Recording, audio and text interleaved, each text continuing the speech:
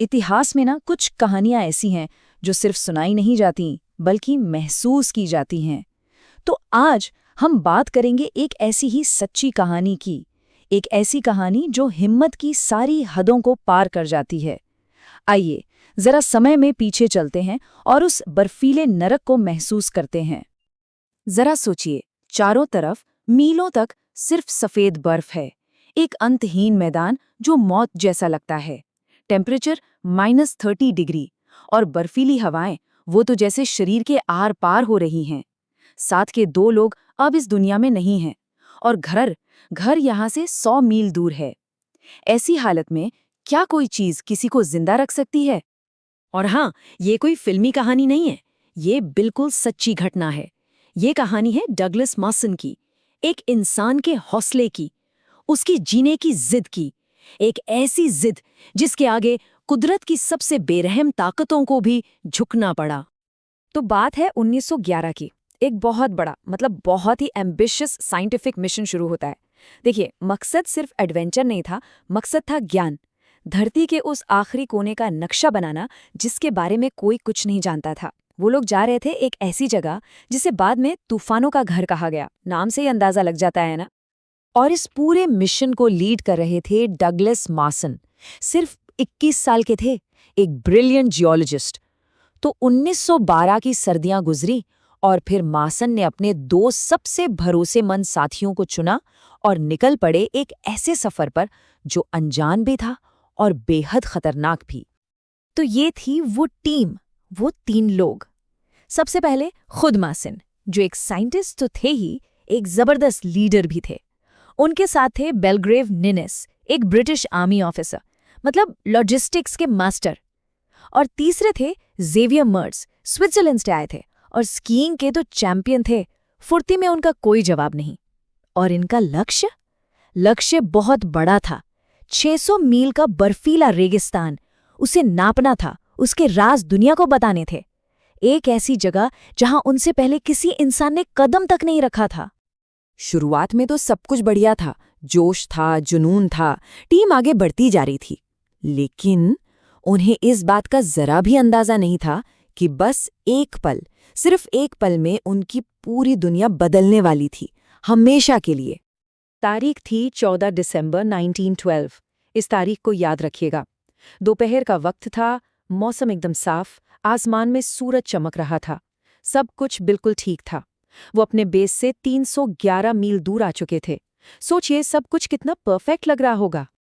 एक पल पहले सब हंस बोल रहे थे, आगे बढ़ रहे थे, और फिर अगले ही पल मॉसन ने पीछे मुड़कर देखा, और जो उन्होंने देखा ना, उनके तो होश ही उड़ गए।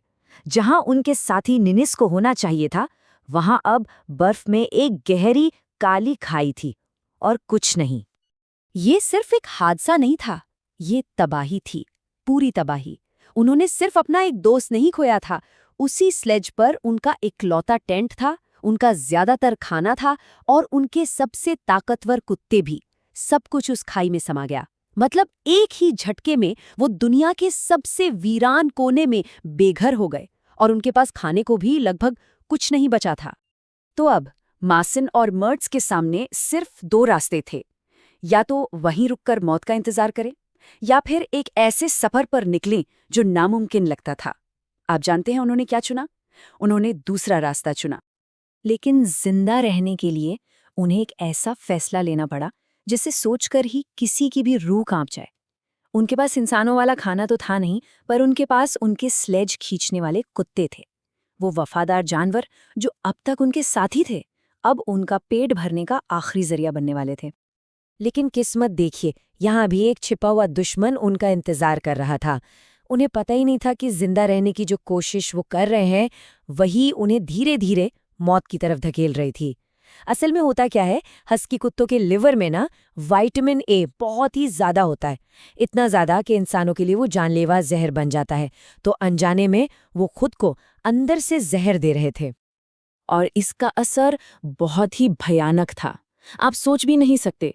उनके बाल गुच्छों में झड़ रहे थे, उनकी स्किन पपड़ी बनकर उतर रही थी और पेट में ऐसा दर्द होता था जो सहा ना जा सके। सीधे शब्दों में कहें तो उनका शरीर अंदर से गल रहा था। जनवरी आते आते मार्च की हालत बहुत ज़्यादा बिगड़ गई। वो हिम्मत हार चुके थे। और फिर 7 जनवरी की रात दर्द से तड़प तड़प कर उन्होंने दम तोड़ दिया। अब सोचिए, उस अंतहीन सफ़ेद रेगिस्तान में मासिन बिल्कुल अकेले थे और बेस कैंप अभी भी 100 मील दूर था। तो अब मुकाबला सीधा था। एक तरफ अकेले मैसन की जीने की जिद और दूसरी तरफ अंटार्कटिका का बेरहम मौसम। यहाँ से शुरू होता है वो सफ़र जिसे इतिहास के सबसे महान और सबसे दर्दनाक सर्वाइवल जर्नीज में से एक माना जाता है। मांस का शरीर अब बस एक चलता फिरता ढांचा रह गया था, पूरी तरह जवाब दे चुका था।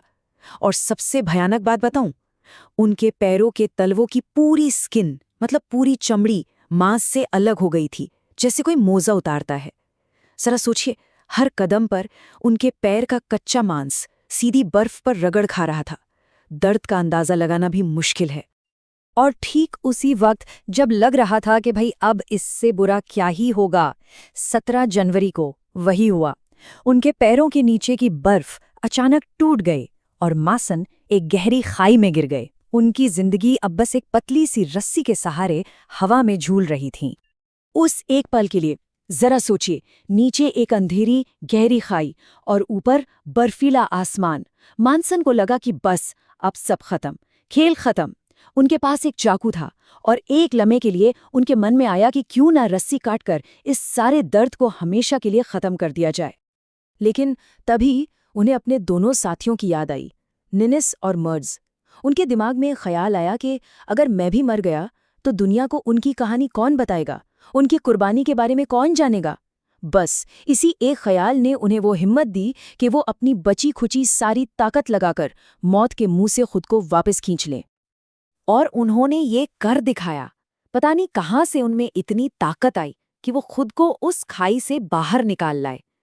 लेकिन सफ़र अभी भी खत्म नहीं हुआ था, बल्कि आगे जो हुआ वो शायद किस्मत का सबसे बड़ा और सबसे क्रूर मजाक था। कुछ दिन और चले और फिर एक चमत्कार हुआ।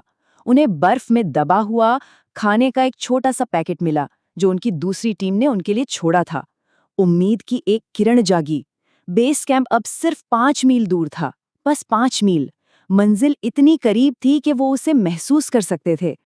8 फरवरी को आखिरकार तूफान थमा और मासन ने बेस कैंप की तरफ आखिरी कुछ कदम बढ़ाए। लेकिन जैसे ही उनकी नज़र दूर समंदर पर पड़ी, उनका दिल बैठ गया। क्षितिज पर काले धुएं की एक पतली सी लकीर थी। उनका जहाज अरोरा उन्हें मरा हुआ समझकर बस कुछ ही घंटे पहले वहां से जा चुका था। लेकिन रुकिए, कहानी अभी खत्म नहीं हुई है। जहाज के कैप्टन ने एक आखिरी उम्मीद में 6 लोगों को बेस पर ही छोड़ दिया था कि क्या पता कोई लौट आए। और उन लोगों ने मात्सिन को देख लिया, उन्हें बचा लिया। लेकिन किस्मत देखिए, तभी एक जबरदस्त तूफान आ गया और जहाज वापस नहीं आ सका। तो मात्सिन को उसी बर्फीली जेल में एक और पूरा साल गुजारना पड़ा। वो आखिरकार 1914 में एक हीरो की तरह अपने घर लौटे। तो डगलस मासन की ये कहानी हमें उसी सवाल पर वापस ले आती है कि जब बिल्कुल सब कुछ खत्म हो जाए, तब भी वो एक चीज़ क्या है जो किसी से छीनी नहीं जा सकती। ये कहानी सिर्फ जिंदा बचने की नहीं है, ये कहानी है उस जज्बे की, उस अंदर की आग की जो कभी नहीं बुझती। शायद मासन ने दुनिया को यही सिखाया कि जब तक एक भी सांस बाकी है, तब तक उम्मीद भी बाकी है।